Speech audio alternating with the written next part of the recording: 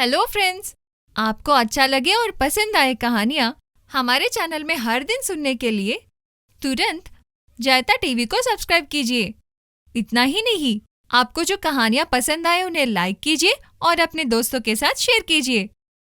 Hello friends, आज की हमारी स्टोरी है गर्भवती बहू और खड़ूस सास।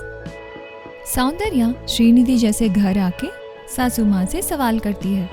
उन दोनों के बीच क्या होने वाला है अब हम देखेंगे। और वो दिन घर में सिर्फ सास और बहू ही रहते हैं। सोते हुए बहू के पास सासू माँ चलकर आती है। चादर मुंह पे लेके कितना अच्छा महारानी जैसे सो रही हो, अब देखो मैं तुम्हारा क्या करती हूँ। ऐसे कहकर पानी लाके उसके मुंह पे मारती है। तब पीछे से सौंदर्या आके उसके सास के मुंह पर पानी डालती है। सासू माँ बहुत चौंक जाती है, सौंदर्या को देखती रहती है। क्या है सासू माँ, ऐसे क्या देख रही हो? वहाँ पे मैं नहीं थी, चादर के नीचे बिस्तर और तकिया थी। लगता है तो देख लो, पता चलेगा। सास तुरंत वो चादर खींच देती है और वहाँ पर पड़े वो तकिए को देखती रहती है। सास बहुत गुस्से से ऐसे सौंदर्या से बोलती है, कितना हिम्मत है तुझे? मेरे पास भीगी बिल्ली जैसे रहती थी तू, किसे देखकर इतना हिम्मत आ गया तुझ में? किसी को देखकर नहीं है सासू माँ, आपको ही देख के। भगवान जैसे आप सामने हो ना, चुड़ैल जैसे तत्व दिखाने के लिए, उसी को समझ लिया मैंने। मुझे भी वैसे ही बर्ताव करना होगा, जैसे सास वैसे बहू कहलाने के लिए। वो बात कहकर वहाँ से पूरे गुस्से में चली जाती है। बहू खाना बनाकर रसोई घर में रख देती है।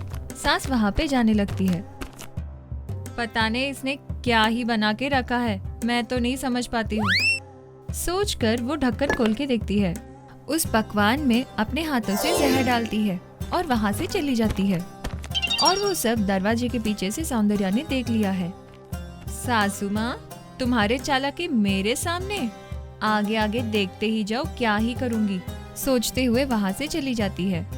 और थोड़े वक्त के बाद सास बाहर से टिफिन लाके एक जगह पे रखकर वहाँ से दांत साफ करने जाती है। ऐसे में बहू वहाँ पे पड़ी नाश्ते को खा लेती है। तभी वहाँ पे आती है सासू माँ। क्या है, तेरे बाप का जायदाद यहाँ पे पड़े जैसे मैं जो टिफिन लाई वो खा रही हो? खा रही हूँ नहीं, खाना तो हो गया है, चाहिए तो आप जाके खुद लेकर आओ, कहकर वहाँ से चली जाती है। कितना दूर जाके मैं नाश्ता लेकर आई हूँ, फिर से उतना दूर मैं नहीं जा पाऊंगी। भूख तो बहुत है, कुछ है क्या? सोचते हुए रसोई घर में जाती है। वहाँ पे पड़ी उपमा देखती है। अरे, अब मुझे शायद यही खाना होगा। सोचकर वो खाना शुरू कर देती है। तब सास अचानक से ऐसे कहती है, अरे भगवान, मैंने हाथों से जहर मिलाया था इसमें, अब मैं भूल ही चुकी हूँ। ऐसे जोर जोर से ऐसे चिल्लाती रहती है। अरे सुनो, मुझे बचाओ, सुनो तो, मुझे बचाओ ना, ऐसे जोर जोर से चिल्लाने लगती है। तभी बहू वहाँ पे आती है। क्या हुआ, ऐसे क्यों चिल्ला रहे हो? शायद गलती से आपने जिसमें जहर मिलाया वो उपमा खा गए क्या? अरे हाँ रे, मुझे बचाओ, तेरे पैर पड़ती हूँ। और बहू आगे के दरवाजा बंद कर देती है। तुम्हारे पैर पड़ती हूँ, मुझे बचा लो ना। अगर उसी जगह पे मैं रहती तो तुम जरा भी दया नहीं दिखाती मेरे पे, फिर भी मुझे मारने का प्लान बनाया। वो प्लान उल्टा होकर रोल रिवर्स हो गया। नहीं तो मेरा जान खाने वाली थी ना आप। मतलब दूसरों का जान का जरा भी परवाह नहीं है तुम्हें? तुम्हारा जान है तो हाँ हाँ बोलती हो। गलती हो गया, फिर कभी ऐसे नहीं करूँगी। मेरे पे तरस खाओ, मुझे बचा लो, हॉस्पिटल लेके जाओ बहू, तेरा पैर पड़ती हूँ। हॉस्पिटल लेके जाऊं? बिल्कुल लेके जाऊंगी, पर तुम्हें सच मानना होगा, तुमने जबरदस्ती मेरे बहन को बाहर भेज दिया, मेरे दीदी के ऊपर अफवाहें फैलाए। वो सब झूठ है, ऐसे गांव के लोगों को पता चलना चाहिए, साथ ही जीजा जी को भी। कौन हो तुम?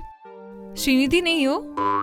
नहीं, मैं सौंदर्या हूँ। तुम्हारी वजह से मेरी बहन मरने को चली गई, पर भगवान ने भी सच में उसे अपने पास बुला लिया। जान की कीमत तो पता चली ना।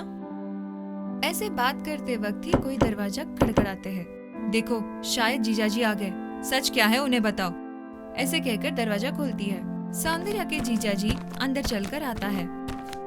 जल्दी मुझे बचाओ, मुझे मारने के लिए उसने खाने में जहर मिलाया है, मुझे बचाओ बेटा। अब बस हो गया माँ, तेरे झूठ नहीं सुनना है। जो कुछ भी हुआ मुझे पहले ही पता है, अब तो सच मान लो। अब अपने बचाव में कुछ नहीं बचने की वजह से सास सब कुछ बता देती है, माफी भी मांगती है। ये सब सुनने के बाद वो आदमी बहुत गुस्सा करता है। तुम माँ ही नहीं हो, आखिर इंसान ही नहीं हो। तुम्हें पता है कि वो पेट से फिर भी बहुत दुख दिया, उसके ऊपर अफवाहें दिए। मैंने भी मेरी पत्नी पे तुम्हारी वजह से शक किया। ऐसे जोर जोर से रोने लगता है। आप क्यों रो रहे हो जीजा जी? यही बात तुम्हारे माँ ने सबको बताकर मेरे दीदी का इज्जत खराब किया। सड़क पे जाने वाला हर कोई मेरे दीदी का कैरेक्टर के बारे में बुरा बताया, उतनी अच्छी लड़की के बारे में बहुत बुराई की। अब उन्हीं लोगों के सामने बोलो कि ये सब सच पता है। बताती हूँ, सबको ही बताती हूँ। पहले मुझे अस्पताल तो लेके जाओ, मुझे बचाओ। जरूर लेके जाएंगे, पहले तुम बाहर चलो। ऐसे जबरदस्ती उसकी सास को बाहर लेके चलती है सौंदर्या और वहाँ के आजू बाजू लोगों को बुलाती है और लोग इकट्ठा होकर खड़े रहते हैं और वहाँ पे जो भी हुआ वो सास बताती है। वो सुनने के बाद सब लोग बहुत चौंक जाते हैं। चीची, तुम इतनी गंदी हो नहीं सोचा था। बेचारी, उसका जान तो खा लिया तुमने, अफवाहें दिए। तुम इंसान ही नहीं हो।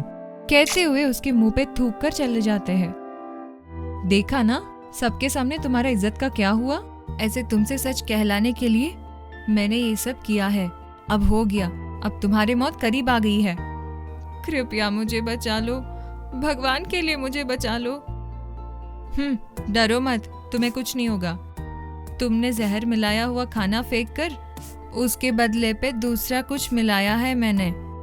तुम्हें कुछ नहीं होगा, जाके जरा थोड़ा पानी पी लो, ठीक हो जाओगे। मैं एक इंसान को मारने जितना कसाई तो नहीं हूँ। ऐसे सौंदर्या कहती है और वो सांस अंदर जाकर जल्दबाजी में पानी पी लेती है। उसके बाद वो चैन से सांस लेती है। जीजा जी, मैं जा रही हूँ, बच्चे का ख्याल रखना। तुम्हारी माँ सांप की जैसी है, उसके वजह से बच्चे को नुकसान हो सकता है, अपना ख्याल रखना। हम उसके भाई के बच्चे हैं, फिर भी तरस नहीं खा के पैसों के लालच में आकर इतना कुछ करेगी नहीं सोचा था। मेरी बहन दूर हो गई, मेरे पापा मर गए।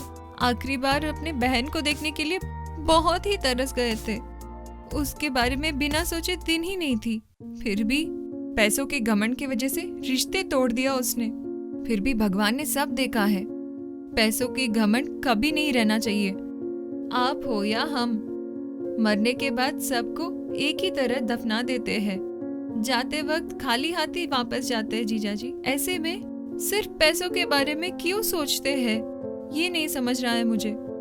वैसे भी तुम्हारी माँ का मन बदलकर बच्चे का ख्याल रखा तो बहुत है। कहते हुए वहाँ से निकल जाती है सौंदर्या। वो उसको रोक देता है। सौंदर्या, कहाँ जा रही हो? तुम भी यही रुको। नहीं जीजा जी, हम आपके सर पे बोझा नहीं बनना चाहते हैं। पिताजी ने मुझे भी पढ़ाया है, मैं खुद के पैरों पे खड़ी रह सकती हूँ। अब मैं जाके आती हूँ। सौंदर्या, कहाँ चली जाओगी? 1 मिनट तो रुको। मेरे से तो बहुत बड़ा गलती हो गई है। मेरे भाई ने बिना माँ बाप के ही मेरा कैसा ख्याल रखा ये मुझे पता है। इतना दौलत और इतना शोहरत सब कुछ तुम्हारे पिताजी की देन है। फिर भी पैसों की घमंड मेरे सर के ऊपर चढ़ चुकी थी, इसीलिए मैंने सारे अपनों को भी दूर कर लिया है। अब तुम्हारे वजह से मेरी आंखें खुल गई है। तुम कहीं मत जाओ बेटा, यही रुको। तुम कहीं गई तो मेरा कसम है। ऐसे कहकर रोती है, उसे रोक लेती है। उसकी सासू माँ बदल जाती है। उस बात से वो बहुत खुश हो जाती है और वो वहीं पे रहती है और घर के काम भी करती है। वैसे कुछ दिन बीत जाते हैं और सास एक दिन ऐसे कहती है, सौंदर्या, तुम्हारे दीदी का डायरी मैंने पढ़ लिया है। मैंने उसे कितना तकलीफ दिया है, मुझे बहुत बुरा लग रहा है। अब उसके इच्छा के अनुसार तुम्हारी शादी तुम्हारे जीजा जी से करवाना चाहती हूँ। वो देखकर तुम्हारे दीदी का आत्मा भी शांत होगी, मेरे भाई का आत्मा भी शांत होगी। ऐसे कहती है और अपने मन में सौंदर्या बहुत खुश हो जाती है। भगवान, मेरा प्यार मेरे पास आने वाली है। ये सब मेरे दीदी का देन है। मेरे दीदी मर के उसका सुहाग मुझे दे दिए है। ऐसे बहुत दुख हो जाती है। फिर भी सासू माँ जीजू को पसंद है या नहीं पता नहीं है।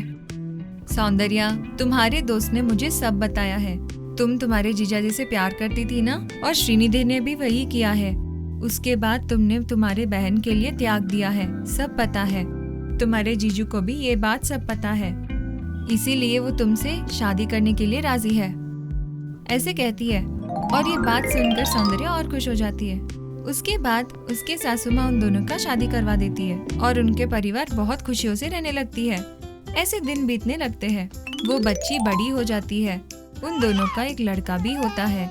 बेटा, बहू और नाते को देखकर वो सास भी बहुत खुश हो जाती है और भगवान के नाम लेते हुए उन दोनों से खेलते हुए अपनी बाकी जिंदगी गुजारती है सासू माँ। ऐसे वो सब बीते हुए बातों को भूलकर खुशियों से जीने लगते हैं।